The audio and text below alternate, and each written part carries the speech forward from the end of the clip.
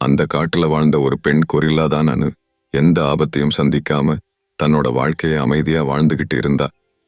அவளுக்கே தெரியல, இன்னும் கொஞ்ச நேரத்துல அவளோட அமைதி இன்னும் சில நொடிகள் தான் நீடிக்கப் போகுது. திடீர்னு ஒரு பயங்கரமான கர்ஜனை.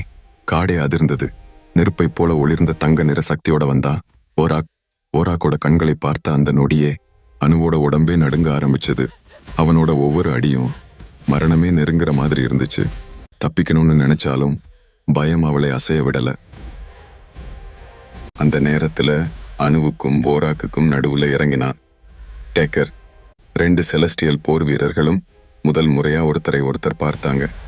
ஆரம்பிச்சது வரலாறு காணாத மோதல். முதல் தாக்குதலை ஆரம்பிச்சது டேக்கர் தான். முழு வேகத்துல பாய்ந்து தொடர்ந்து பலமான குத்துகளையும் அடிகளையும் விட்டான். தன்னோட சக்தியால ஓராக்கை நிறுத்த முடியும்னு அவன் நம்பினான். ஆனா டேக்கரோட ஒவ்வொரு தாக்குதலையும் ஓராக் விளையாட்டா தவிர்த்தான். அவனோட முகத்துல கோபமோ பயமோ எதுவும் இல்லை. டேக்கரோட முழு பலமும் அவனுக்கு சாதாரணமா தான் தோணுச்சு. அடுத்த நொடியே ஓராக் ஒரே ஒரு குத்து விட்டான். அந்த தாக்குதலோட வேகத்துல டேக்கர் பல அடி தூரம் தூக்கி வீசப்பட்டான். அந்த ஒரே அடியிலேயே அவன் சக்தி பாதி ஆயிடுச்சு. அதோட முடிஞ்சிடல. ஓராக் மின்னல் வேகத்துல தொடர்ந்து தாக்க ஆரம்பிச்சான். குத்து, நகம், தோளால மோதல், ஒவ்வொரு அடியும் டேக்கருக்கு தாங்க முடியாத வேதனையை கொடுத்தது. எதிர்த்து தாக்குற வாய்ப்பே கிடைக்கல.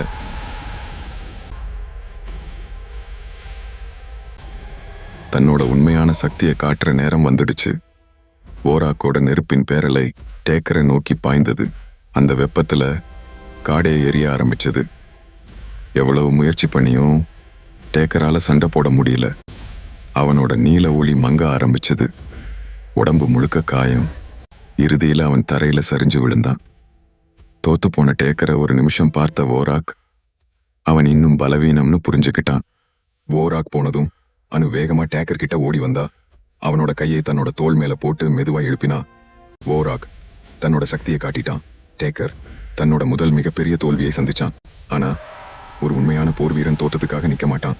இன்னும் பலமா திரும்பி வருவான். டேக்கரோட அடுத்த பயணம் இப்போதான் ஆரம்பம்.